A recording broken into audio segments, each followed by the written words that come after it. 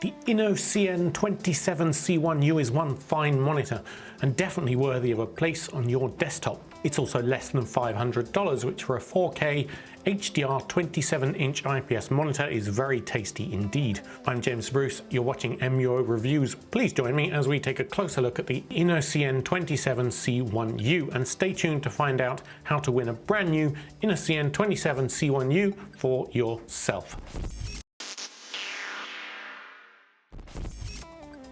Innocn is probably not a name you've heard of when it comes to monitors, so it's understandable to be wary. And as the thing that you're staring at all day, you really can't afford to screw up your selection, which is why I'm delighted to tell you that this relative newcomer, the Innocn 27C1U, is a great choice for the budget conscious. Let's talk specs first.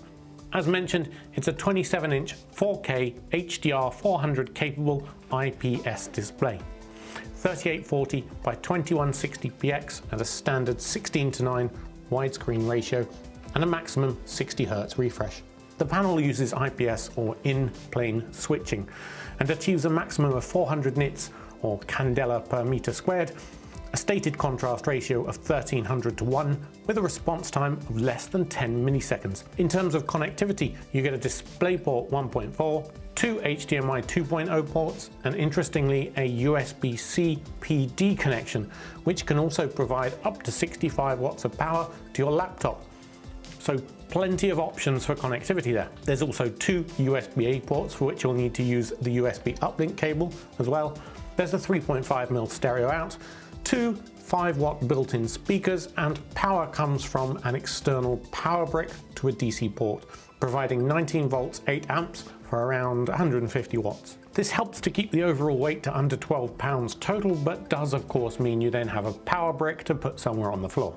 On the design front, it's certainly nothing remarkable, but ticks all the boxes for features, with swivel, tilt and height adjustments, as well as a 90-degree pivot to suit any situation. On the back, there's a 75 by 75mm VESA mounting capability, though there's no other equipment for that provided in the box. Along with the stand, it measures width, height and depth 24.15 by 21.39 by 7.65, and it has a matte black finish that doesn't attract fingerprints and frankly fits in with just about anything. It's not interested in standing out on your desktop for anything other than the image quality, and that it does. And overall the whole thing feels very well built, but not cheap feeling, just a little generic, I guess. Onto usage and image quality then.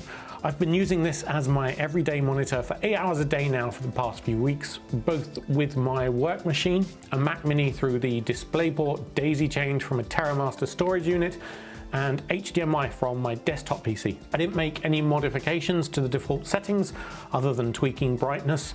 The colors by default seemed vivid and natural and exactly what I wanted from a display. It does have some silly modes like eye protection, etc., but I need a natural coloration for video editing, so I didn't enable those. Although macOS also has an HDR mode, it's not something I need for our channel videos again, so outside of testing some Dolby Vision videos, I disabled HDR for work use. The biggest thing I noticed coming from a 27-inch Dell QHD display was the enormous jump in resolution and crispness that brings to everything. While a Quad HD 2560 by 1440 pixels at 27 inches results in 108 pixels per inch roughly, that does mean you can actually see pixels if you look carefully. Small text can often be blurry. So the jump to 4K was a huge difference. You just can't see any pixels at 4K, at least not on a monitor this size. The density jumps to about 163 pixels per inch. It's definitely a sweet spot. Probably it was most noticeable when video editing, as it gave me a much sharper preview window and easier to read clip names, etc. Some of the Final Cut interface elements are pretty small. The display gets ludicrously bright, and I actually found myself lowering it to the minimum 0 because web pages with a white background and no automatic dark mode just burned through my retinas on a gloomy British day. Alright, hold up. Remember I mentioned a giveaway? That's right. If you click on the link in the description, not now, you can wait till later, but click on that and at the bottom of the review article you should find a giveaway widget. Type the code 4KHDR into that widget, not in the YouTube comments, it has to be in the giveaway widget. You'll then get 10 bonus entries to thank you for being an awesome, loyal viewer of our reviews. All right, let's get back to it. If you're working in a bright environment, you might really appreciate that 400 nits of brightness. It's not class leading or anything, however, it's more than bright enough for most people, certainly more than enough for me. Second, I hooked it up to my Windows PC for gaming, but I should state that this isn't designed as a gaming monitor. 60 Hz is sufficient for gaming. It has no G-Sync or any kind of FreeSync support. It doesn't go up to 144 Hz, so it's not, top of the line gaming spec or anything. However, for most of us, it's more than sufficient. At less than 10 milliseconds of input lag, that's not a problem either for anyone. Playing Cyberpunk on it, my machine literally couldn't handle more than 2560 by 1440p, 60 FPS, so that wasn't really a concern for me. But the HDR really made the game pop, and the details were crystal clear, no obvious smearing or backlight bleed. That said, I think I'll keep the HDR disabled because you lose brightness control, and no matter how much I fiddled with the Cyberpunk settings, I couldn't bring the black levels up. And for me, that meant it was just too dark in some areas, which I didn't like. I also had to go using it through USBC to a MacBook Pro laptop. And it's worth talking about that because if you have a compatible device, then it can be really convenient.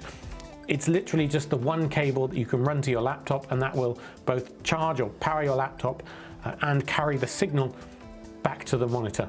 If you have a compatible device, that is. Just a note, that won't work with a Nintendo Switch, by the way. The Switch, the USB-C socket on there doesn't output video. I did try, that doesn't work. Although it can charge the Nintendo Switch when the monitor's on over that PD connection, it won't actually carry the video back. Also, this might be a bit niche, but I will just mention that the 27C1U has a picture-in-picture mode. So for those of you who are ultimate multitaskers, you can actually assign part of the screen to another input. I can't honestly think of a use for this other than watching TV, but if that's the thing you've been looking for, then go ahead and tick that box. The other thing to mention is that it's a matte black screen, and you can end up with some glare if you have a light source off to the side, as expected. The viewing angle is really good though. Reflections aside, visuals remain crisp even at very extreme angles. All right, so on to controls. The only part of the Innocn 27C1U I felt could use a bit of an upgrade is the display controls. You get 4 physical buttons on the bottom edge here with which to navigate a fairly in-depth menu system, considering how many configurable color profiles and HDR and brightness settings that there are. Even the picture-in-picture modes that this device has, it could have really benefited from a joystick or just a front touch panel rather than these push buttons underneath. It's just a little bit awkward and annoying.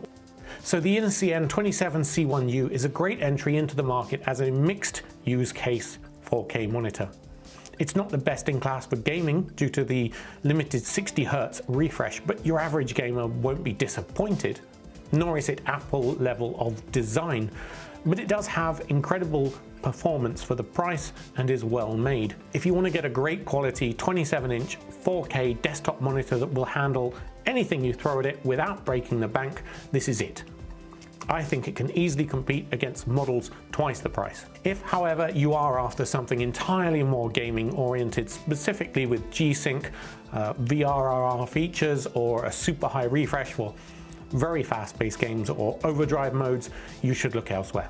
Anyway, that's it from me. Thank you for watching, and do be sure to head on over to makeuseof.com, link in the description, to find out how you can win one of these gorgeous monitors for yourself. Ask away in the comments if you have any questions that I didn't address for you. Otherwise, I'll see you in the next one.